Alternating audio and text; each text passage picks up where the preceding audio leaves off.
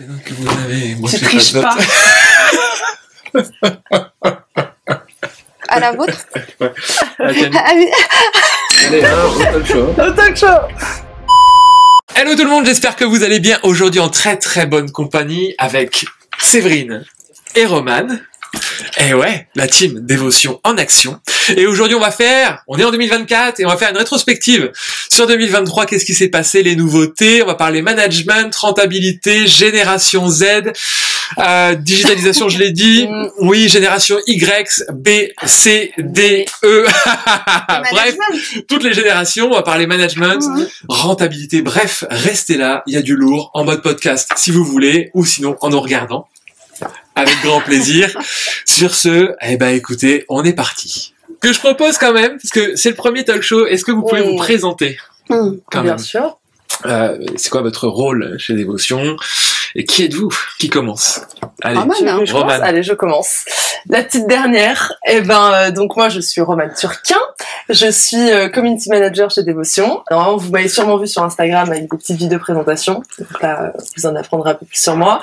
Mais voilà, de façon globale, je m'occupe de la communication sur les réseaux sociaux et sur le site de Dévotion. Et je peux faire un petit teasing peut-être à mener. bien sûr. Je serai amenée à réaliser des formations sur le domaine du digital d'ici l'année 2024. Exactement. Parfait, super. Une Olympiade pour toi. Ah là. C'est upgradé. Et Séverine. Séverine. Je suis chargée de l'administrative, de la gestion. C'est très très polyvalent. Donc j'ai pas une spécialité, mais plusieurs choses dans ma besace. Le couteau suisse de Dévotion. Voilà. Exactement. Bien, super. J'ai une question, moi, parce qu'on a deux personnes, finalement, qui ne sont pas forcément de la coiffure, au départ, en tout cas. Et j'aimerais qu'on ait un regard quand même neuf et se dire aujourd'hui, bah tiens, moi je me posais la question, par exemple Roman, toi qui découvres la coiffure, Oui. depuis maintenant septembre et un peu avant, Ouais. août même, Oui. quelle est ta perception aujourd'hui? Qu'est-ce qui t'a surpris? Qu'est-ce qui t'étonne? Comment tu perçois ça aujourd'hui? Alors, moi, ce qui est amusant, c'est que du coup, cette réflexion, déjà, je me l'étais faite, et là, c'est amusant d'avoir tout remis ensemble pour dire, ah oui, en fait, c'est ça le bilan un peu des remarques que je me suis faites. D'un point de vue, je sais pas pourquoi, c'est pas un point très pro en soi, mais c'est quelque chose dont je me suis rendu compte et je pensais pas. Je trouve que c'est un milieu que les gens ne se jugent pas. Je trouve qu'ils sont ultra abordables. Moi, toutes les personnes durant les formations avec qui j'échange et tout ça, c'est sympa. En fait, je m'attendais plus à avoir un espèce de jugement dans la coiffure, on fonctionne comme ça, etc. Je trouve qu'ils sont vachement ouverts, tellement passionnés. Moi, en tant que cliente, je me suis jamais vraiment fait la réflexion de me dire bah tiens, cette personne est plutôt spécialisée dans la coloration, le balayage, le machin, qu'est-ce qu'ils ont fait comme formation. Je m'étais dit c'est des coiffeurs. Souvent j'allais dans des chaînes, donc en plus j'identifiais encore moins le coiffeur, mais vraiment je vais je sais pas dans une enseigne sans donner trop de noms. On ne citera pas. Qu'on ne citera pas. Mais donc voilà, j'avais moins cet aspect des professionnels, etc. Et du coup là, de connaître leur parcours. Et puis après on pourra changer là-dessus, mais le dernier point, c'était vraiment le côté formation. Moi qui ai un parcours, voilà, j'ai un bac+5, j'ai appris des choses, voilà, au niveau du management indirectement, sans avoir fait des études là-dedans. Oui. Mais voilà, comment fonctionne une entreprise, comment, tu vois, peu importe le métier que je ferai dans le domaine de la communication ensuite, on m'a quand même donné des bases pour gérer une entreprise, pour me lancer, etc., entreprendre et tout ça. Et en fait, je me suis rendu compte que bah, coiffeur ou autre, c'est les mêmes problématiques et que quand tu lances un salon, tu lances ta boîte. Et donc, tous ces points-là qu'on voit dans les formations, ça m'a paru tellement fou de me dire que bah, eux, ils n'ont pas les bases, tu vois, tout ce qu'on s'échange et tout ça. Donc, du coup, ça donne de la valeur. Et en même temps, je m'attendais pas du tout à ce qu'ils soient aussi peu informés sur des choses qui me paraissent essentielles, quoi. Enfin, c'est hyper intéressant, je trouve. Je me permets de rebondir tout de suite sur l'aspect où tu te dis, bah, je découvre en fait des gens conviviales.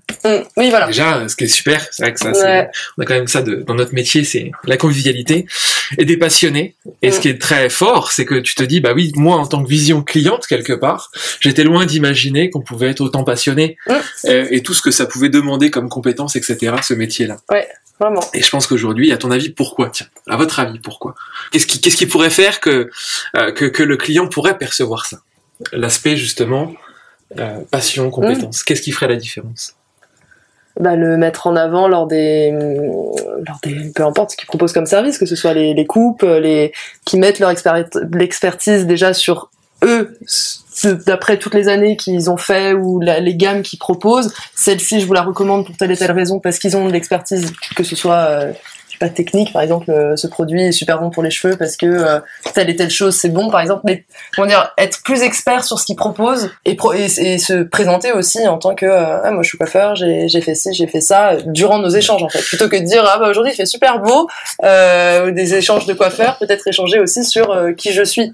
Donc c'est dans le dialogue finalement, plutôt que de parler quelque part de la pluie et du beau temps. Ouais, voilà. On va souvent avoir tendance à dire. C'est vrai. Ça voudrait dire que aujourd'hui, ce qui manque, ou c'est peut-être une pudeur, je pense aussi parfois des coiffeurs, de se dire, finalement, ça n'intéresse pas les clients de parler du métier, de la technicité du métier, du produit, de ce qu'il y a dedans, de comment je l'utilise, alors que finalement, on s'aperçoit, et je suis persuadé qu'il y a beaucoup de clients qui seraient intéressés, sans rentrer dans des détails trop techniques, de savoir qu'est-ce qu'il y a dans les produits, c'est quoi les méthodes utilisées, qu'il y a de la formation. Et je pense que dans le temps que reste une cliente en salon de coiffure, qu'on ait peut-être ne serait-ce que 10 minutes sur la prestation, où on comprend le métier de coiffeur, qu'est-ce qu'on va faire, qu'est-ce qui va se passer pendant la presta. Aujourd'hui, je pense que c'est effectivement essentiel. Quel est ton point de vue? En fait, moi, je perçois que on est, en tant que coiffeur, j'imagine, parce que j'ai été commerçante, on est beaucoup dans l'écoute aussi. Ouais. Donc, parfois, on se met en retrait et on est plus à écouter le client. Et c'est vrai, peut-être qu'il faut reprendre la barre, en quelque sorte, et de la remettre vers la technicité ou ce qu'on apporte à la personne ce jour-là, qui sera peut-être différent du rendez-vous d'après d'ailleurs. Donc peut-être recentrer un peu les propos qu'on a, les échanges qu'on a, effectivement, sur les besoins et puis ce que le coiffeur ou la coiffeuse peut apporter à ce moment-là. Et je pense que il y a peut-être aussi un aspect confiance en soi. Qui passe par la connaissance et la formation.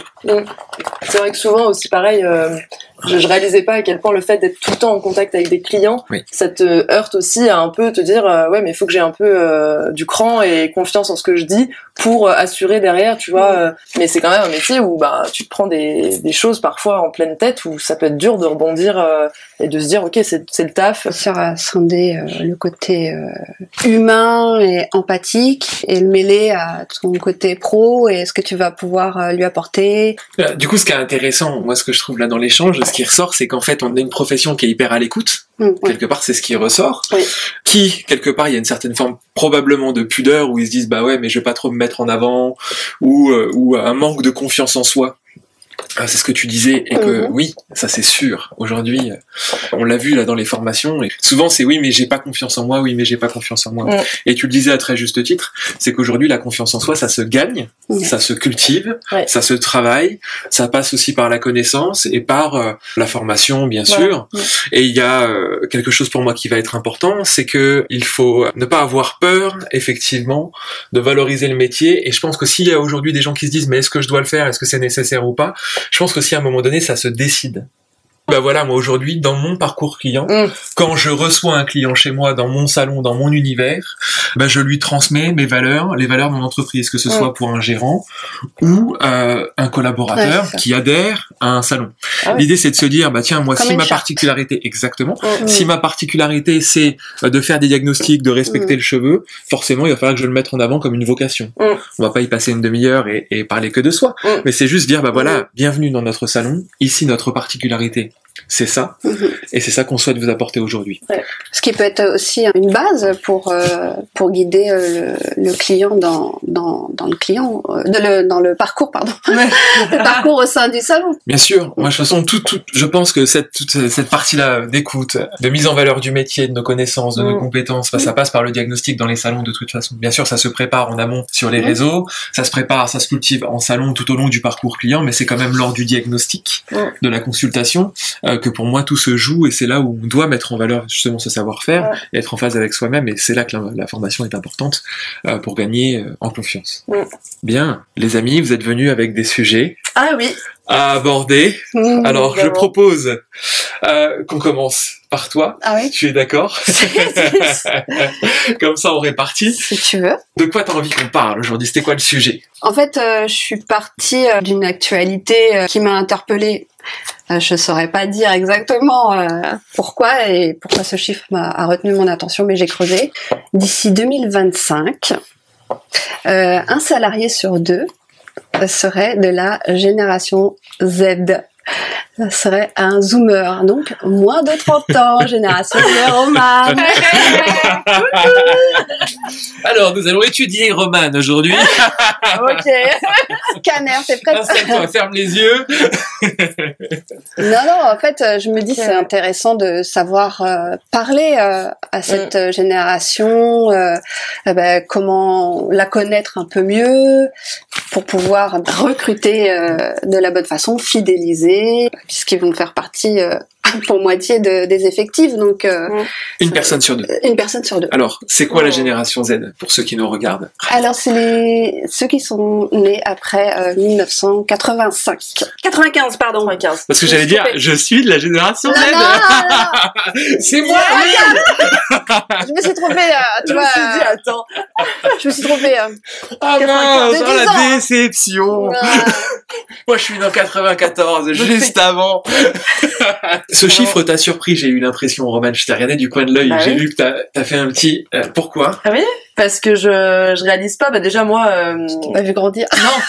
C'est bien, alors bon. Non, de me dire la moitié, j'arrivais pas à imaginer ça, surtout que là, en soi, quand on travaille, oui, de ses 30 ans, mais c'est jusqu'à ses plus de 60 ans, et n'en parlons pas après. Parlons pas de sujet qui fâche. Voilà, exactement. Du coup, forcément, je me suis dit, si on est la moitié, c'est-à-dire qu'on représente une très très grosse partie, et je trouve qu'aujourd'hui, souvent la génération Z, c'est oui, enfin bon, on s'en fout quoi. Tu vois, c'est un peu ce côté, oui bon, eux, c'est les nouveaux, ils veulent un métier où on les respecte, ils veulent un métier où, tu vois, c'est toutes ces problématiques où on a l'impression que cette génération, elle fait chier tout le monde, comme si on mettait en avant des choses que d'autres ont acceptées pendant des années, et moi je trouve ça bon d'entendre ça, et du coup de me dire que ça fait partie de la moitié, ça donne de la valeur à cette génération qui pèse en fait sur le système économique. Bah, en fait, pourquoi elle embête?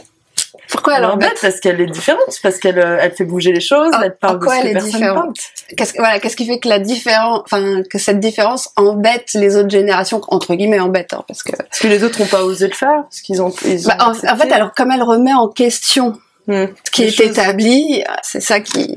Ouais. C'est vrai que nous qui sommes pour ma part, 2 générations avant, on remettait pas en question, prenait pour acquis ce qu'on nous disait. Ouais. Donc en fait, je pense qu'on est plus, pas embêté, mais déstabilisé face à quelqu'un qui va remettre en question Bien sûr. ce que nous, on n'a pas su faire, en fait. Ouais. Et ce qui caractérise, et tu me diras si t'es d'accord ou pas, c'est que vous êtes nés avec Internet. Ouais.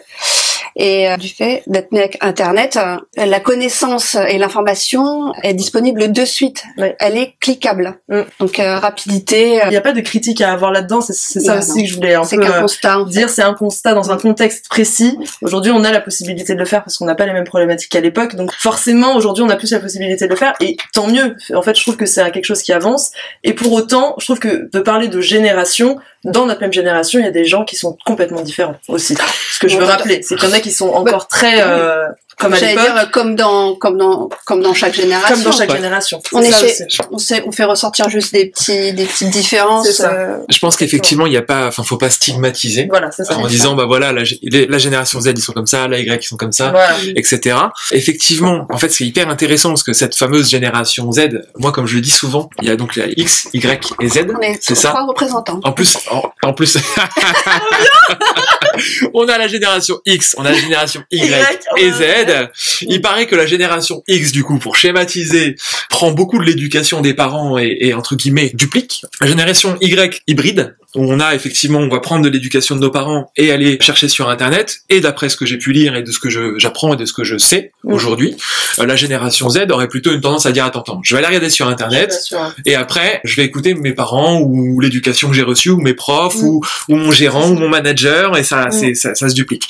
Donc c'est vrai qu'il y a ça, et c'est vrai que c'est un sujet fort aujourd'hui. Alors quand on apprend, effectivement, que d'ici 2025, une personne sur deux en entreprise, un salarié sur deux en entreprise sera de la génération Z, à l'heure où la plupart des managers et gérants que je rencontre doivent avoir je pense, entre 30 et 50 ans. Je regarderai, je mettrai en descriptif des gérants et des managers qu'on a pu voir, que je peux voir au quotidien. Souvent, c'est des gens qui ont généralement plus de 30 ans. Ce qui est intéressant, du coup, c'est souvent des gens qui se disent, mais moi, je comprends pas cette fameuse génération. Et il y a un truc qui ressort de l'échange que vous venez d'avoir, c'est, elle veut savoir pourquoi. Et ça, aujourd'hui, je trouve qu'en management, à un moment donné, de toute façon, si on n'explique pas pourquoi on veut que telle chose soit faite de telle manière, ou pourquoi on doit fonctionner de telle manière, ça peut pas fonctionner. Là où avant on disait fais comme ça, on faisait comme ça. Alors que maintenant on veut chercher à comprendre pourquoi. Et ça me paraît essentiel aujourd'hui, et d'un point de vue managérial, du coup, pour ceux qui nous regardent, c'est de se dire aujourd'hui, si on doit communiquer avec des gens de la génération, entre guillemets, Z, il faut expliquer le pourquoi, et faire ce que j'appelle de la pédagogie, qui est pour moi l'une des valeurs profondes dans le management. Comme je dis souvent, on peut partir du principe que son collaborateur est, entre guillemets, con et qu'il a rien compris, mais on peut aussi se demander si on lui a suffisamment expliqué le qui, du pourquoi, et quel est l'intérêt et l'impact, surtout sur l'entreprise, de ce qu'on demande de faire. Et donc pour moi, ça c'est essentiel. C'est tout à fait ça. Et d'ailleurs, de ce que j'ai pu glaner comme information, c'est une génération qui va fuir le management vertical. Qui est le management vertical, c'est tu fais ce que je te dis. Tu t'es très à la mode dans les années 80, management autocratique. Et à l'inverse aujourd'hui, d'un management dit collaboratif et dit horizontal, où on se met à la même hauteur que son collaborateur, parce qu'on est, pour moi aujourd'hui, en fait, on fait abstraction de l'aspect hiérarchique. Le je suis le patron, c'est super, mais le problème c'est que si je dis c'est moi le patron donc je décide, ça veut dire entre guillemets, excusez-moi, je vais être un peu vulgaire, mais ça veut dire ok, c'est ton entreprise, ok, démerde-toi alors. Donc du coup ça déresponsabilise son collaborateur, et puis moi comme je dis, on est dans un bateau. On va dans une direction, il faut un capitaine parce qu'il faut donner une direction, certes, un ou une capitaine, mais il faut qu'on rame dans le même sens pour que ce soit productif.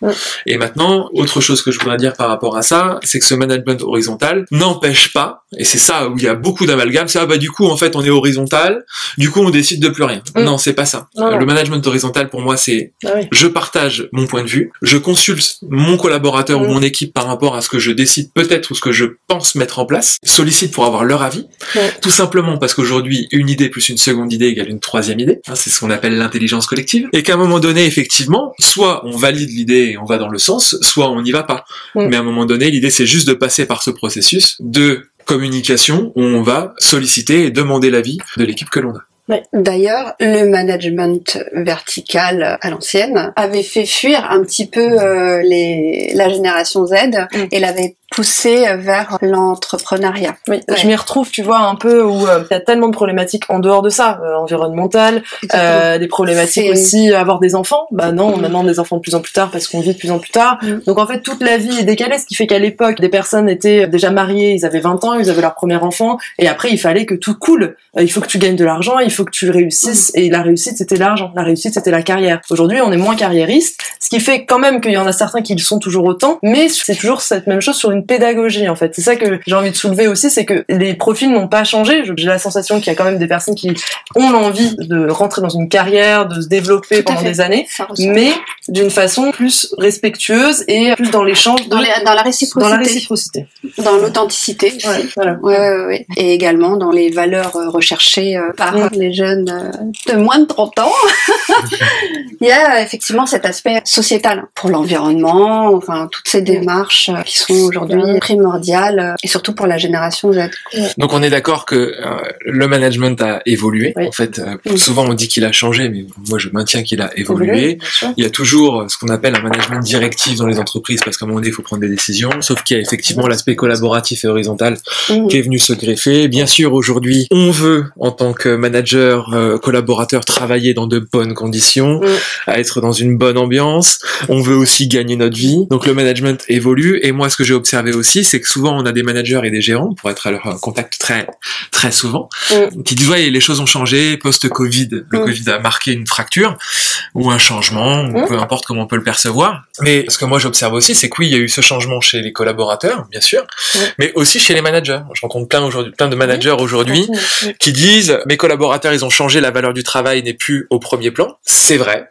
C'est ce que tu disais, c'est que c'est plus la valeur première. On dit à l'époque c'était important, ça n'avait pas de travail, c'était un problème. Aujourd'hui, si tu profites pas de la vie, t'as un problème. Voilà, donc en fait, effectivement, le travail a changé dans l'aspect hiérarchique, et tant mieux. Je pense qu'il faut trouver un équilibre entre la vie personnelle et le travail, même si ça travaille beaucoup. Hein, dit-il. Je pense qu'il faut trouver un équilibre. Nous sommes encore en train de le chercher. Ce qui est important là-dedans, c'est qu'il a évolué, que ce soit pour les managers et les collaborateurs, et tant mieux. Comme vous le disiez, les valeurs sociétales, environnementales, etc., la nouvelle génération, ou les gens de manière générale, et peut-être plus la nouvelle génération aujourd'hui, y est sensible. Et ce qui me fait du coup un parallèle avec les salons de coiffure aujourd'hui, où on a tout intérêt aussi à prendre ce virage-là, qui est un argument d'être engagé dans l'environnement, de recycler, d'avoir une démarche éco-responsable, d'utiliser des produits de qualité avec des provenances, je dirais, suivies. C'est important, je pense, vis-à-vis des clients, qui sont aussi en recherche de ça, que ce soit aussi pour nos collaborateurs, parce qu'il est important qu'on soit fiers de l'entreprise dans laquelle on travaille. Et il y a aussi dans le recrutement, dans la fidélisation des collaborateurs, avoir un salon qui est engagé, qui a des valeurs, pour moi est une vertu aujourd'hui, et un vrai plus. Un vrai plus, bien sûr. Et d'ailleurs, quand on parle recrutement, pour cette génération, ça se passe beaucoup sur les réseaux sociaux. Oui, alors là c'est la transition. Ça nous fait une très très belle transition, ça. Toute faite. Non mais c'est vrai. Aujourd'hui sur les réseaux sociaux, enfin moi tous les endroits où j'ai postulé c'était en ligne. J'avais beaucoup de choix en ligne. Et donc justement le fait que ça se développe encore plus, que du coup on a encore plus de choix parce que tu peux choisir ta ville, parce que enfin voilà. En fait t'as pas juste regardé dans ta rue et dans le quartier d'à côté. En fait là t'as internet tout entier pour te dire ok alors qu'est-ce que je vais prendre, qu'est-ce que je choisis, sur quoi je postule. Donc il faut encore plus se démarquer. Exactement. Et vraiment s'y mettre, créer des annonces en ligne en fait sur Insta. Par exemple. Sur Insta par exemple, avec toujours pareil en fait, c'est qu'on a chacun son métier, donc dans tout ce que je vais dire, l'important aussi c'est de pas se dire je suis community manager, maintenant faut que je fasse un truc super quali. Non, restez vraiment dans votre métier, mais faites quelque chose qui vous ressemble. Ça peut être simplement une photo avec on recherche machin et contactez-nous par téléphone, parce que souvent on voit des choses en se disant ouais mais ça va être compliqué, moi j'ai pas envie de me mettre en avant en vidéo, je sais pas faire sur Canva, je sais pas faire sur ça. Alors déjà on peut se former à faire ça parce que tu veux dire qu'on peut rester simple en fait. On peut rester simple. Il y a des outils aujourd'hui qui sont extrêmement simples d'utilisation. Faut les connaître. Donc pour ça, faut se former en soi. Je sais que dans les formations digitales, on en parle. Donc hashtag dévotion. Hashtag dévotion. Et pour le coup, voilà, souvent quand ils en ressortent après ils s'en servent quoi. Donc c'est utile et ça leur paraît pas non plus déconnant. Enfin la plupart s'amusent à se faire des posts en ligne. C'est pas pénible quoi. Et derrière ça sert. Ça permet justement de se dire ils sont sympas.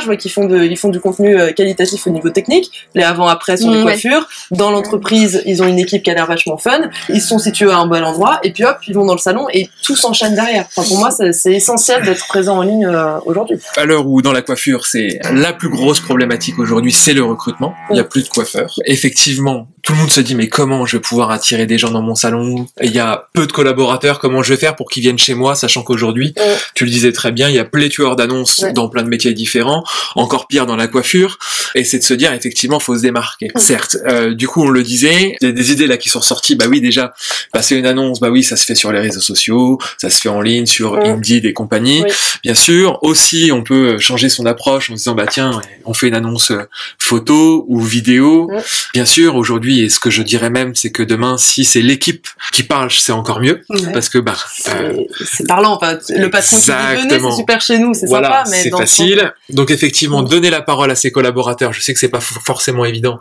mais ça peut être top de le faire. Nous, dans notre salon, on recrute, l'équipe est sympa, bref, et de faire juste une minute, et c'est le collaborateur qui parle, et je pense que c'est un vrai support demain pour recruter. La vidéo est un super levier parce que c'est vivant. Même avant le recrutement, mais pendant le moment de recrutement, d'entretien, le collaborateur peut avoir un temps aussi, je trouve, pendant l'échange en disant bah tiens, là, si tu souhaites, tu peux échanger avec un collaborateur, si tu veux lui poser des questions plus privées, idées. Ça donne quand même une image un peu d'où tu vas travailler, et je trouve que c'est important avant de s'engager. C'est pour ça qu'à l'époque, on proposait ce qu'on appelle, à l'époque, j'ai l'impression d'être un vieux, mais c'est à l'époque, il y a 10 ou 15 ans peut-être, on proposait des journées d'essai. C'est vrai qu'on disait aux collaborateurs, on faisait l'entretien de recrutement. D'ailleurs, je pense faudrait aussi quelque part parler qu'il y a des méthodes d'entretien de recrutement aujourd'hui, et que encore une fois, ça c'est de la formation en management, mais c'est un autre sujet, on aura peut-être l'occasion d'en parler aujourd'hui. Mais effectivement, moi je trouve qu'aujourd'hui, proposer une journée découverte aux collaborateurs en disant tiens, on fait l'entretien aujourd'hui, on échange, c'est super, peut-être que l'équipe elle est en place, qu'elle est en train de travailler ou qu'elle est pas au complet ce jour-là, on peut très bien effectivement, dans ton sens, dans ce que tu dis, proposer une journée découverte ou une demi-journée découverte où le collaborateur en question vient sans forcément travailler et découvrir l'ambiance du salon, parler avec l'équipe, s'imprégner un peu de l'univers, et je pense que ça peut être intéressant pour que à la fois le gérant choisisse le collaborateur, mais que le collaborateur choisisse le gérant.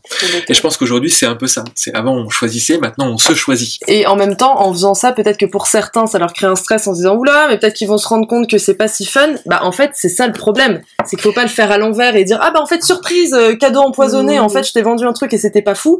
Et plutôt que de faire ça dans ce sens-là, améliore ton équipe, améliore toute la communication que vous avez entre vous, les valeurs d'équipe, etc. Et après, tu pourras avoir un recrutement béton, quoi. Parce que si à chaque fois c'est la même manière, tu vends quelque chose et en fait c'est pas appliqué, toutes les personnes vont rentrer, puis après quelques mois, ils vont dire, en fait, je m'en vais. En fait, du coup, c'est la fidélisation, le souci derrière, du collaborateur et du client, d'ailleurs. Du coup, là, on est pour moi sur l'aspect management. Oui.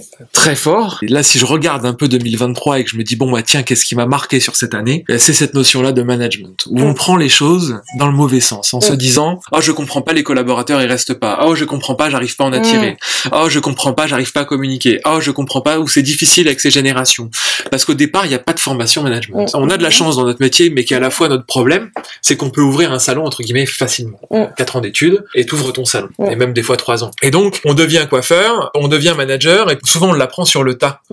Donc, c'est pas forcément la meilleure des formations. Et donc, on a une coutume dans la coiffure, c'est de se former sur les coupes, les couleurs, les brushings, la technique, les chignons, et tout ça. Mais par contre, la notion de formation en management, c'est un bonus, ou c'est quelque chose qui viendra en dernier recours. Et qui est un vrai problème pour moi, parce que manager, ça s'apprend. On n'en parlera jamais assez, mais c'est la base. Si on a des problèmes de fidélisation dans les salons de collaborateurs, si on a des problèmes sur le parcours client, ça passe par là. Si on a des problèmes de recrutement, ça passe par là. Donc, il faut vraiment, vraiment, vraiment qu'aujourd'hui, le métier se forme sur le management, et j'ai envie de dire, chaque année. Aujourd'hui, la plupart des managers qui ont le plus de facilité à manager leurs collaborateurs, à être aussi le plus en phase, en confiance avec eux-mêmes et être droit dans leur basket, c'est ceux qui se forment au management chaque année, au même titre qu'on doit se former sur la coupe de cheveux chaque année et la couleur chaque année. Juste pour en revenir du coup sur le recrutement, aujourd'hui, moi j'observe quelque chose, c'est que 100% des gens qui galèrent un peu moins que les autres à recruter sont ceux qui ont une vitrine digitale. Je dis pas que c'est le secret de tout, mais quand on parle de vitrine digitale, et t'en parlais tout à l'heure, oui, aujourd'hui un collaborateur il a le choix, donc il peut choisir là où il va aller. Ok. Et du coup, tiens, je me pose une question. Vu que Roman, t'es rentré dans l'entreprise en août, il y a forcément eu un processus de recrutement. Est-ce que tu peux nous le partager? Pour la petite anecdote, on a publié donc une annonce sur Indeed, cherchant un ou une community manager. Et toi, comment ça s'est passé? Alors, moi, je recherchais depuis 3 semaines. Donc, j'étais abonnée, je m'étais mis ma petite alerte sur Indeed, sur Welcome to the Jungle, sur LinkedIn. J'ai un peu fait partout. 3 supports où on peut passer des annonces, du coup. Voilà, déjà, premier point. Donc, j'étais là-dessus. Et puis, c'est Vincent, mon copain, qui est tombé sur cette annonce-ci. J'ai vu l'annonce, j'ai lu l'annonce, je suis allée sur vos réseaux sociaux, je suis allée sur Instagram tout de suite. Donc là, j'ai pu voir qui était dans l'entreprise, vos stories, qu'est-ce que vous proposez. Je suis allée sur le site. Je me suis un peu familiarisée à toi, donc je te connaissais en tout cas, parce que c'était surtout toi à l'époque qui te mettais en avant de t'appeler. Donc du coup, quand on s'est eu au téléphone, j'avais cette sensation de me dire, ok, donc Dévotion c'est ça, et je parle avec quelqu'un où je connais déjà ses valeurs, sa façon de s'exprimer, etc. Voilà, on a été au téléphone pendant plus d'1 heure, ça s'est très bien passé, et voilà, et après, tout s'est enchaîné, on s'est rencontrés, et ouais, ça c'était mon parcours principalement digital. Finalement, grâce à ta vitrine digitale, j'ai pu déjà avoir un aspect de ce que tu proposes. Du coup, ça me fait penser, sur notre vitrine digitale, vitrine digitale, et sur le site internet, t'avais déjà des réponses à tes questions sur les conditions de travail, ou ton job, ou ta mission, ou des choses qui répondaient déjà à tes questions pour te rassurer. pour le côté authentique en fait entre une fois que t'as Cyril au téléphone et une fois que tu nous rencontres. Est-ce que c'est bien. tu vois ce que je veux dire? Est-ce que voilà. Eh ben, vu que mon poste, c'est drôle parce qu'en même temps mon poste est basé sur la communication, donc en fait c'est mon travail aujourd'hui, tu vois, de me baser sur ce que j'ai vu avant d'intégrer Dévotion. Donc en fait ça a été un point de support pour quand on a échangé, quand il me disait toi ce que tu vois aujourd'hui, qu'est-ce que tu vois, comment ça avancerait, quelle est ta vision sur ça, et donc en fait on s'en est servi comme point de support, et c'est d'ailleurs grâce à ça qu'après j'ai plus développé après notre échange en disant mais en fait aujourd'hui Dévotion on bosse, mais en même temps c'est convivial quoi, c'est une ambiance, et ça je voulais vraiment le retranscrire sur les réseaux sociaux, et c'est ce qui avait manqué justement, c'était des retours qu'on s'était fait sur ça, donc il y a eu des points d'amélioration sur ces points-là, mais par contre sur ce qui était quelles sont les formations que tu fais, qu'est-ce que tu proposes, ça c'était très clair. Et là, demain, par rapport à ça, est-ce que tu aurais, je sais pas moi, 2 ou 3 choses là que tu pourrais donner à des managers où tu te dis, tiens, moi vraiment aujourd'hui, si on veut attirer, qu'est-ce que tu mettrais en avant sur les réseaux, en l'occurrence? Pour toi, 3 éléments, 2 ou 3 éléments où tu te dis ça c'est important pour potentiellement un futur collaborateur qui puisse se projeter ou avoir envie de pousser la porte et de choisir cette annonce plutôt qu'une autre. Alors déjà, le premier point, je dirais que c'est de montrer son salon. Ok. Parce que souvent, on voit les coupes, des avant-après, on voit des choses très techniques, des nouveaux shampoings qui viennent d'arriver, etc. Mais c'est très pub et c'est très... ça pourrait être le sien ou un autre, ça fait pas trop de différence. Je trouve que de montrer son salon, en fait, c'est là où je vais travailler. C'est le lieu. Ok. Montrer le lieu, que ce soit la vitrine qui change selon les saisons, selon les événements, tu vois, pour pendant Noël, peut-être que la vitrine va changer, une photo... Hop. La seconde, c'est si on fait des événements. Par exemple, souvent, peut-être dans des entreprises, ils font des Secret Santa, ils font la Chandeleur, ils font... Qu'est-ce que c'est un Secret Santa? C'était justement... alors, Secret Santa, Santa, Noël. C'est ça, c'est le Père Noël mystère. Ah ouais. Donc c'est ce que je disais tout à l'heure. En gros, tu pioches une personne parmi ton équipe. Et donc, par exemple, si on était tous les trois, moi, j'offre un cadeau à Séverine t'en offre un à toi, et toi, tu m'en offres un à moi. Et ce qui fait, du coup, que ça crée ce côté un peu Noël en équipe, où t'es pas obligé d'acheter un cadeau à tout le monde, mais chacun doit offrir un cadeau à quelqu'un, et du coup, tout le monde s'offre des cadeaux ensemble. On est le Père Noël de quelqu'un. J'ai une deuxième batterie. Batterie chez toi. Alors on a été coupure de caméra, les aléas du direct, ou pas du direct, mais c'est pas grave. Alors, en tout cas, pour revenir à ça... Donc événement. Ouais. Et donc c'est le deuxième contenu qu'il faudrait mettre en avant, parce que souvent, peut-être que vous faites des événements sans vous en rendre compte. En fait, des personnes, ça peut être des événements de soirée ou des événements partenaires ou quoi. C'est quand même des moments à mettre en avant, ça fait partie de l'entreprise. Donc ça, pour le recrutement, on se dit ok, donc c'est une valeur ajoutée énorme en fait. Donc ça, faudrait le mettre en avant. Et une troisième chose que je pourrais mettre en avant, ce serait des trends, c'est-à-dire s'inspirer de ce qui se fait en ce moment pour, si vous partagez un contenu qui s'en inspire, le mettre dans un moule de ce qui se fait. C'est-à-dire, par exemple, si vous voulez faire un avant-après, plutôt que de faire un avant-après sur une même photo, ce que vous regardez au quotidien, si vous pouvez vous en inspirer, faites-le. Si tu connais pas grand-chose au réseau et que t'es attiré par quelque chose, un exemple, ce serait peut-être plus facile de reproduire quelque chose qu'on aime plutôt que de partir de rien. Donc deuxième tip, ce serait de mettre en avant l'esprit d'équipe. Oui. Et j'ai eu l'idée là du coup en échangeant d'avoir peut-être même je parle d'Instagram parce que c'est un réseau social pour moi qui correspond très très bien à notre métier, c'est d'avoir pourquoi pas une story à la une avec rejoins-nous, qui envoie le message si t'es collaborateur et que tu cherches rejoins-nous, et dedans mettre effectivement tout ce qui peut être fun et festif avec la team, parce que de toute façon ça plaira aux futurs collaborateurs potentiels, aux collaborateurs actuels. C'est toujours très agréable de faire des séances fun. C'est pas nous qui allons dire le contraire. Un extrait tout de suite, c'est nous qui dansons avec les flashs. Le sketch, pour le recrutement, c'est une vraie valeur ajoutée. Ouais. Pour les jeunes donc de moins de 30 ans, pour 85% d'entre eux, le bien-être au travail est en deuxième position des critères. Donc effectivement, si ça ressort sur les stories, les publications, les annonces, c'est un grand plus pour attirer les talents. Ce qui retenait l'attention sur les annonces de recrutement, c'était un format question-réponse. Tu te mets à la place de la personne qui recherche et tu te dis alors quelle serait sa question. Donc tu poses la question et tu réponds, question-réponse. À la fois ça va la rassurer et en même temps t'es sur ses codes. Le code de la réciprocité et de l'interactivité. Et toujours horizontal du coup. Tu peux le faire en vidéo, tu peux le faire en photo, tu peux le faire en annonce classique sur ta vitrine. Enfin, ça peut être drôle, ça change et en même temps, ça apporte un vrai plus parce que tu as des réponses aux questions que les candidats peuvent se poser. On pourrait donner quelques questions du genre est-ce que je vais être formé? Oui. Voilà. Tu seras formé à tel rythme, etc. Est-ce que j'aurai le droit à des vacances l'été, machin? Oui, tant de semaines, 2 semaines, 3 semaines. Et surtout être transparent, par exemple, si tu dis on t'offre une mutuelle, dire oui, mais laquelle? Faut vraiment donner des chiffres, être factuel, parce que l'inverse, ça crée un flou et ça fait fuir. Exactement. Je suis Donc d'accord. autant ne pas parler d'un truc où on sera pas précis. Et ça permet aussi peut-être, je me dis, je suis gérant, je me pose ces questions. Et j'apporte les réponses. En fait, ça fait presque se faire un point sur soi-même. Tiens, en fait, j'ai pas la réponse à ça. Faut que je le mette en place. Faut que je la cherche avant de.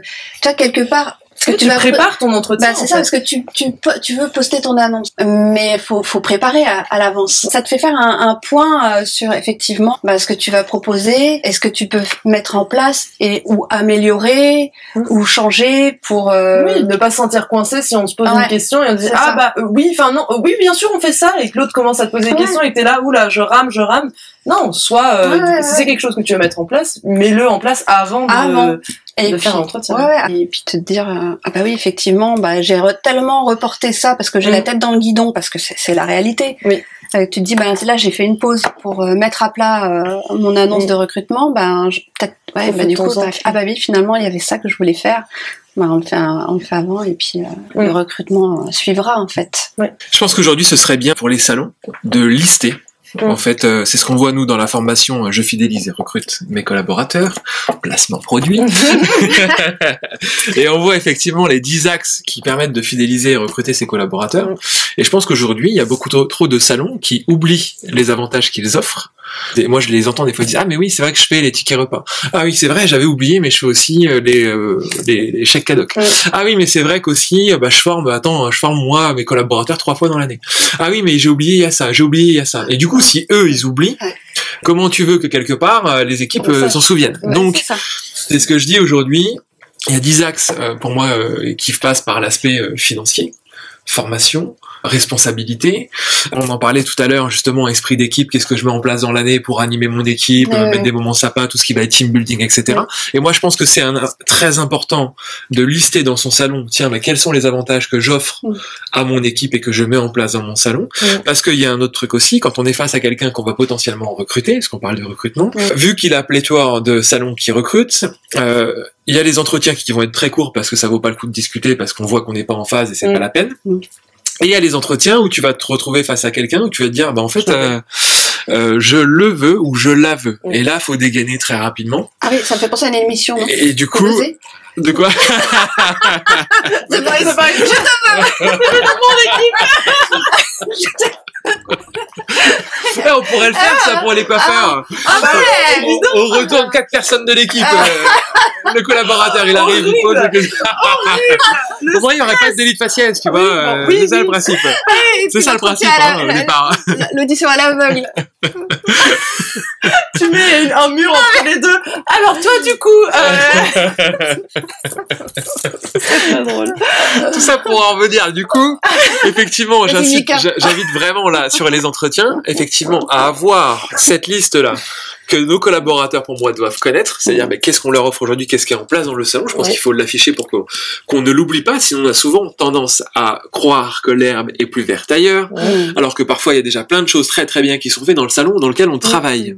Donc à la fois il y a des collaborateurs qui pourraient se rendre compte ou conscientiser ce qu'il y a de fait dans le salon. Il y a des managers et gérants qui pourraient aussi se rappeler de tout ce qu'ils font et arrêter quelque part de se fouetter parce qu'il y en a qui font pas grand-chose. Certes, mais il y en a aussi qui font beaucoup de choses et qui en oublient. Et quand ils se retrouvent en formation avec d'autres parfois, qui disent en fait moi je fais déjà beaucoup de choses. Donc voilà, il y a double emploi et il y a aussi effectivement avoir sa liste à portée de main, parce que si on tombe sur un collaborateur ou un candidat qu'on a envie de séduire, faut dégainer rapidement et sortir ses arguments.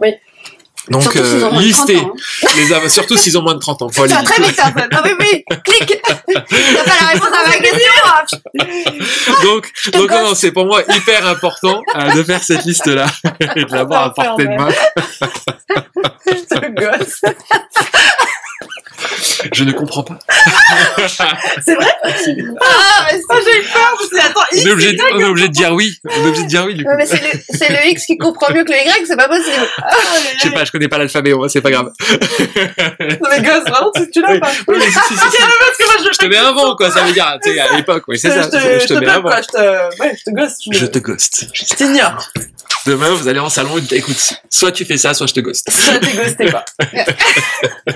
Très bien, très bien. Bon, ok, on a parlé recrutement, on a parlé management, super. Tu veux parler communication?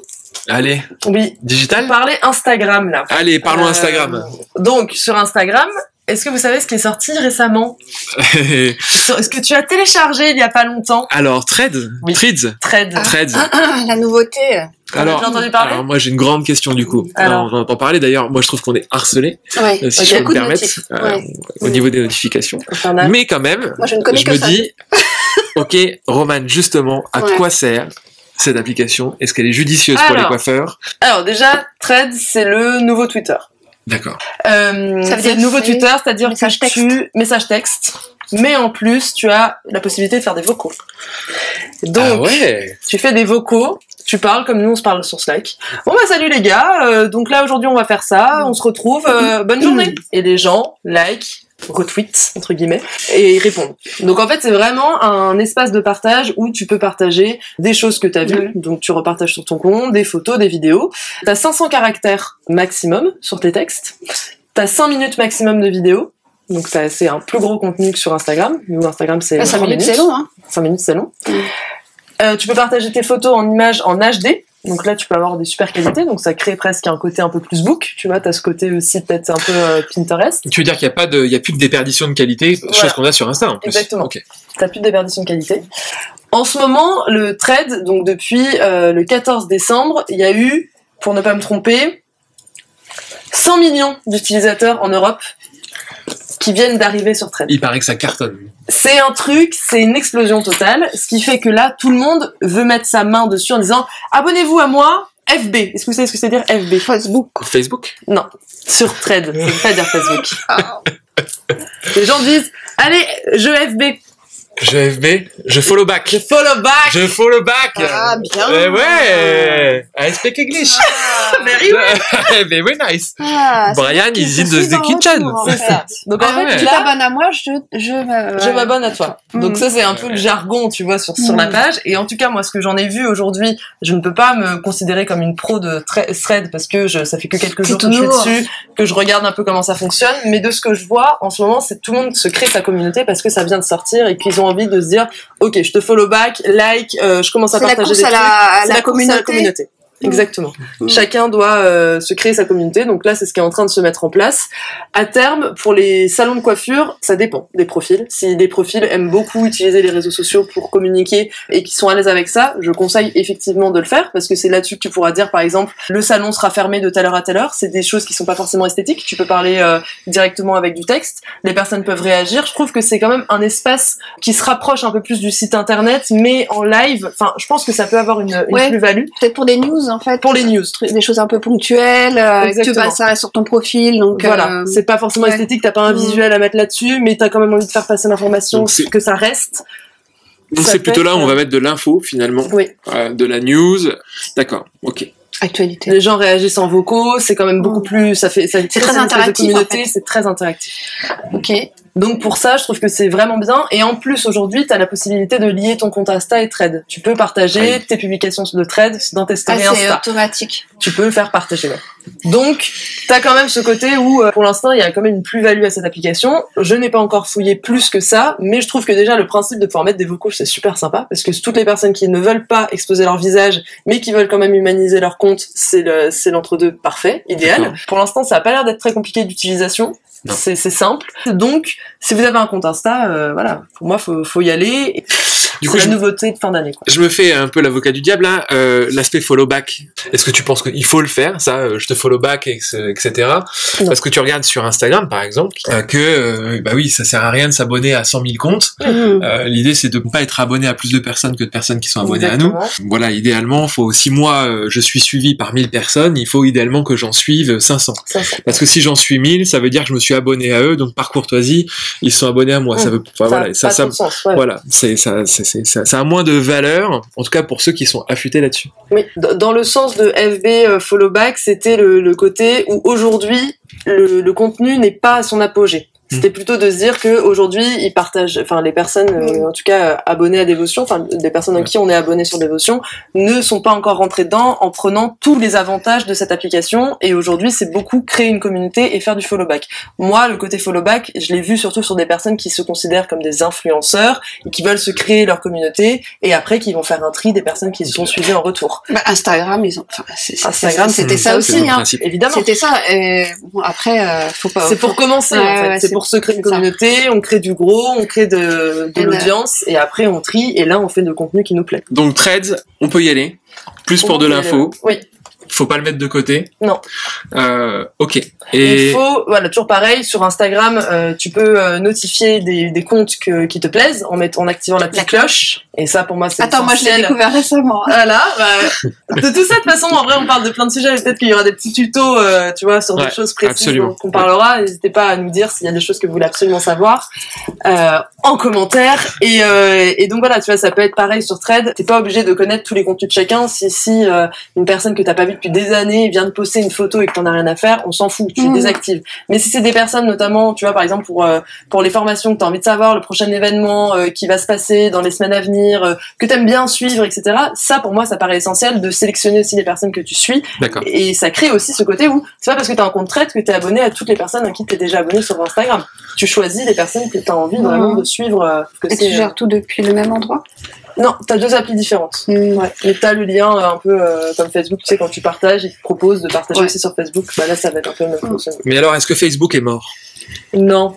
Facebook est encore là. Facebook, tiens, il est là. Non, c'est qu'un leurre en soi. Alors, c'est vrai que moi, dans mes études, il y a une de mes profs qui s'occupait principalement des réseaux sociaux, qui chaque année demande en début d'année en disant qu'est-ce que vous avez comme réseaux sociaux. Et c'est vrai que là, nous, on était la dernière année, donc on est 2000. Je suis née en 2000. Enfin, on n'est pas 2000 personnes. Voilà, bref, pour que ce soit clair, c'était pas clair. L'année 2000 est la dernière année à avoir le plus Facebook. Les années juste après, 2001, 2002, 2003. Ils n'ont plus Facebook. Et Snapchat remonte beaucoup. Snapchat, hein. Ouais. En fait, les gens ne parlent plus sur nous. On parle sur Messenger pour s'envoyer des fichiers, ça c'est évident. Mais eux maintenant, ils se parlent que sur Snapchat en s'envoyant des vocaux, des messages. Mais en tout cas, Messenger et Facebook, pour cette génération encore plus jeune, ils ne l'utilisent pas au quotidien. Par contre, on se rend compte que sur Facebook, c'est là qu'il y a une conversion la plus haute. Si tu souhaites vendre ou réserver quelque chose, c'est l'endroit qui est le plus propice. Tu veux dire que pour un salon de coiffure, tu penses que si par exemple tu fais de la vente en ligne, si tu vas faire du shop en ligne, il a toute sa place sur Facebook. Ah oui. Et si demain là t'étais toi un salon de coiffure, avec la génération quelque part, t'es né en 2000, tu tirais sur quoi? C'était ton salon de coiffure. Tu ferais quoi? Insta, Facebook, tu tirais sur quelle plateforme, toi? Insta, sûr. Ouais. Facebook. Ouais. Parce que ça correspond parfaitement à ma cible. Donc Facebook, ça fait partie. Ils sont reliés en plus. Ils sont reliés. Groupe Meta. Et puis TikTok si j'ai le temps. Mais parce que j'ai fait des études dans la communication et que voilà. Mais je pense que déjà l'idéal c'est d'être bon sur le minimum et ne pas s'étendre à trop parce qu'après on s'y perd et puis ça prend du temps. Donc, et pour moi c'est la règle du moins. Mais mieux. Mais mieux, exactement. Je préfère qu'on en fasse moins, et c'est là aujourd'hui où il y en a qui me disent sur les formations sur le digital d'ailleurs. Ah oui, mais TikTok monte, oui, TikTok monte, mais à un moment donné, c'est un support vidéo, donc faut être à l'aise aussi dans le montage, et c'est tout ce que ça va engendrer derrière. Mais aujourd'hui, moi, je rencontre des gens qui, grâce à Instagram, reçoivent entre 25-30 messages par jour pour des prestations techniques, etc. Alors certains vont se dire, ah, mais moi, je veux pas recevoir 25 ou 30 messages par jour. Soyez tranquilles. Avant d'en recevoir 25 ou 30, faut passer vraiment, je dirais, 2500, 3000 abonnés.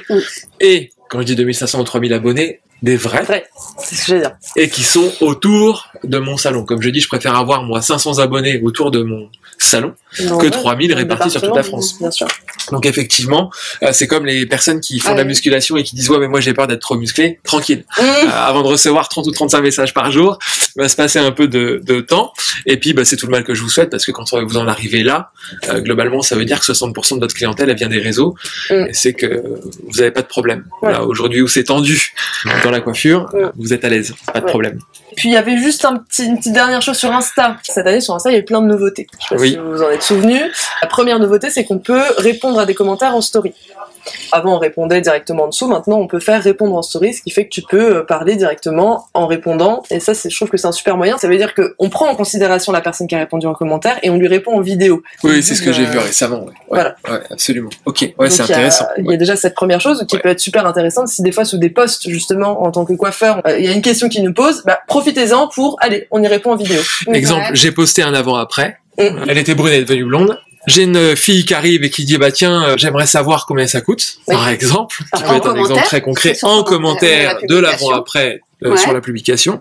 Je peux reprendre ce commentaire de la personne qui a posé cette question, combien ça coûte, le mettre en story, et moi, du coup, pouvoir argumenter, dire voilà, pour répondre à cette personne, voilà le prix, ça va entre temps et temps, maintenant sous réserve d'un devis en salon, bien sûr, mais tu veux dire qu'on peut le faire de cette manière-là. Donc c'est dans ce cadre-là. Ok, exactement. Super. Et ce qui veut dire qu'aussi, si on a un super message de la cliente qui a reçu son avant-après, qui nous dit je suis tellement heureuse, grâce à ça, ça a changé ma vie, etc., on peut le reprendre et le balancer en story, et c'est tout à notre honneur. Oui, tu la remercies dans ta story. Et tu la remercies dans ta story. Effectivement, super, super, c'est top ça. Deuxième point, c'est qu'on peut créer des stickers à partir de nos photos. Ça, j'en ai fait un. Ah oui, montre.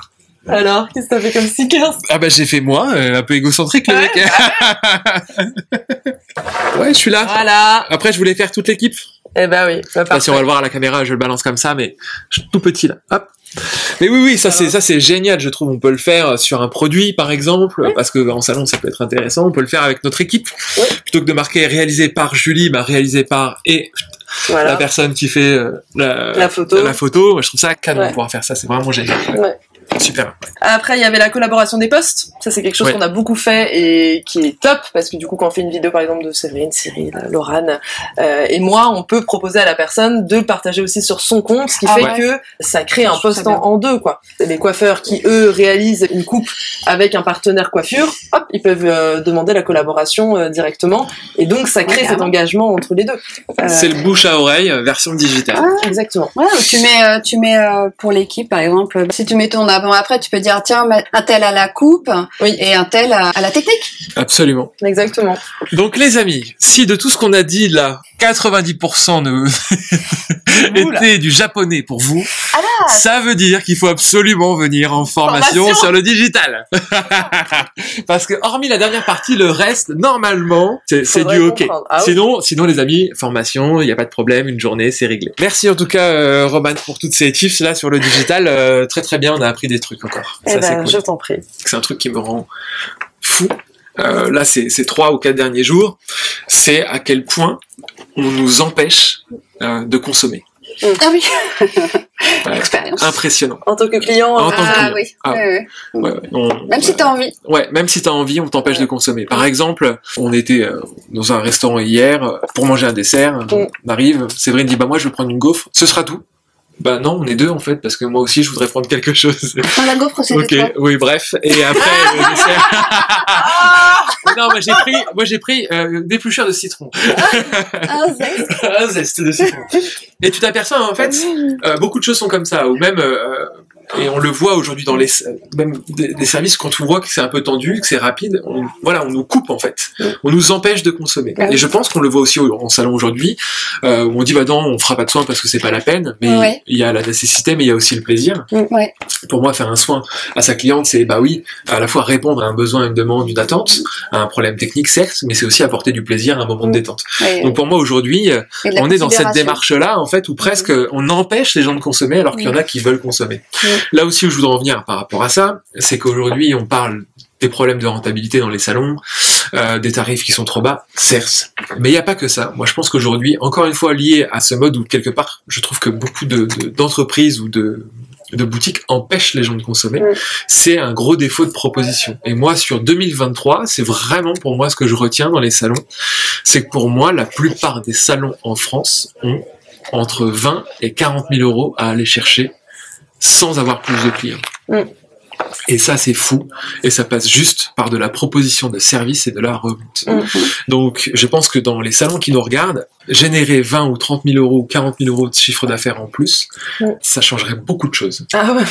Voilà, c'est 30 ou 40 000 euros. Bien sûr, il y a les charges qu'il faut payer, il y a tout ça. Mais je pense que sur cette grande partie, on peut déjà en rétribuer à nos collaborateurs sous forme de primes, etc. On peut aussi se former. Bref, aujourd'hui, juste de la proposition. Et le pire dans tout ça, et c'est moi, quelque part, où je me dis, c'est notre combat de tous les jours, c'est que ça passe par le diagnostic et ça passe par des questions qui commencent par comment. Comment trouvez-vous vos cheveux? Comment trouvez-vous votre couleur? Et qu'est-ce que je peux vous apporter de plus? Globalement, s'il y avait ne serait-ce que ces 3 questions, le problème serait réglé. Et c'est ça, moi, aujourd'hui, où je me dis, on est tous focus sur le problème, la conjoncture qui est difficile, mais pour moi, aujourd'hui, le problème aussi, c'est que on met tellement en avant cette conjoncture qui est difficile, qu'on a des coiffeurs et des managers qui se disent « Ah, mais de toute façon, c'est difficile, c'est difficile en ce moment. Hein. Ah oui, mais c'est partout, hein. C'est partout? Ouais, c'est partout. Ok, dans ce cas-là, je bouge pas alors. » Et je trouve qu'aujourd'hui, cette conjoncture crée de l'immobilisme, où on se dit c'est compliqué, c'est général, donc c'est ok. Je fais partie de la team, de toute façon. Voilà, c'est comme ça pour tout le monde. Alors que, aujourd'hui, moi, sur les salons que je forme et quand je me déplace dans toute la France et j'ai la chance de rencontrer pas mal de salons, et dans les 10-12 salons qui sont présents lors des formations, il y en a 10 qui vont plutôt bien ou très bien. Et il y en a 2 qui galèrent. Alors qu'aujourd'hui, dans la communication qu'on a, on a l'impression que tous les salons galèrent. Non. Moi, je dis, soit on peut se dire, c'est pareil pour tout le monde, donc je me conforte et je reste dans ma position, et puis j'attends que ça se passe et que le vent tourne. Mais il faut quand même se dire une chose, c'est qu'il y a des salons en ce moment qui cartonnent. Ils ont des rentabilités de malades, ça va très bien pour eux, et à côté de ça, on a des gens qui végètent. Mais encore une fois, la solution, elle est pas loin, c'est ça souvent. Mais il faut juste conscientiser, c'est aussi venir en formation et c'est aussi aller voir toutes les vidéos YouTube qu'on peut faire et tous les supports qu'on peut faire aujourd'hui. Ça passe par la proposition. Et il y a aussi des gens qui vont très mal, qui ne vont pas s'en sortir parce qu'ils ne prennent pas ce recul. Et je pense qu'aujourd'hui, les réseaux sociaux, on en parle, c'est génial. Mais pour les salons, je pense qu'à un moment donné, aller chercher des réponses sur les réseaux, c'est bien. Mais se déplacer en formation, c'est mieux. Ah bien sûr. Donc, on est d'accord là-dessus, mais ce que je veux dire, c'est que on le voit beaucoup sur Facebook ou autre, c'est de se dire, on voit beaucoup de gens dire j'ai des problèmes de rentabilité, à votre avis ça vient de quoi? À un moment donné, ça mérite un audit, ça mérite une analyse. Il y en a aussi qui le savent mais qui ne l'appliquent pas derrière non plus. Ah oui. C'est qu'il y en a qui aiment bien se dire j'ai trouvé la solution, je sais pourquoi. Mais je sais pourquoi, mais du coup change, fais quelque chose pour le mettre en place quoi. Bien sûr. Après, on s'en fiche d'avoir la réponse, de savoir à quelle est la source du problème. Et on a la source du problème, maintenant, on va l'affronter, quoi. Et c'est un peu ce que t'apprends, notamment dans Je pilote mon business, où, ok, je vois que c'est ça, maintenant, on va voir si en modifiant juste de quelques euros, soit les prix, soit en proposant des services, en posant des questions, la plupart, ça fonctionne, quoi. Absolument. Tu repars avec des outils. Et pour le coup, la dernière fois où on faisait cette formation, une personne qui me dit, moi, j'ai des problèmes de rentabilité dans mon salon, c'est compliqué. Et je dis, c'est quand même bizarre parce que tu es venu sur la formation le business des émotions, qui va être renommé je développe l'expérience client, et je dis pourtant t'as toutes les tips pour développer. Tu vois tout à l'intérieur, et la plupart des salons, sans vouloir vendre la formation qu'ils l'ont fait, ont augmenté leur revente, leur chiffre d'affaires, avec des progressions à 2 chiffres. Donc à un moment donné, ça marche. Et le plus drôle dans tout ça, et ce qui était quand même assez fou, et qui me dit, j'ai dit mais pourtant c'est bizarre, tu es venu sur la formation le business des émotions, quoi. Et donc, et ça marche pas. Et elle me dit si, elle me dit si, quand je le fais, ça marche. Voilà. Et là, moi, je la regarde forcément, je dis, mais pourquoi tu le fais pas tout le temps? Elle me dit, ouais, je sais. Donc, à un moment donné, tu te dis, oui, je sais que ça demande de l'énergie, mais à un moment donné, pour moi, faut que ça devienne comme le matin, je me lève, je me brosse les dents. Un nouveau rituel. Et c'est ça. Et en plus, aujourd'hui, on se fait des nœuds au cerveau, on croit que c'est compliqué, mais non. C'est des gestes simples qui permettent aujourd'hui à des salons de développer leurs prestations, leur chiffre d'affaires, leur rentabilité. Donc c'est ça pour moi aujourd'hui, ce qui résumerait vraiment cette année, c'est le management. Formez-vous, formons-nous. Et 2, arrêtons de mettre tout sur le dos de la conjoncture et du coup de prôner l'immobilisme parce qu'on se dit c'est partout pareil, donc j'arrête de bouger. Donc moi c'est vraiment les 2 choses en plus de tout ce qu'on a pu voir aujourd'hui, et j'espère que ceux qui nous regardent auront un maximum de tips sur les échanges qu'on a eus. Carrément. Je pense que on est pas mal. Ah oui. Donc, eh ben, écoutez, moi, je vous remercie Ah bah pour merci. cet échange. C'était bien cool, hein. C'était cool.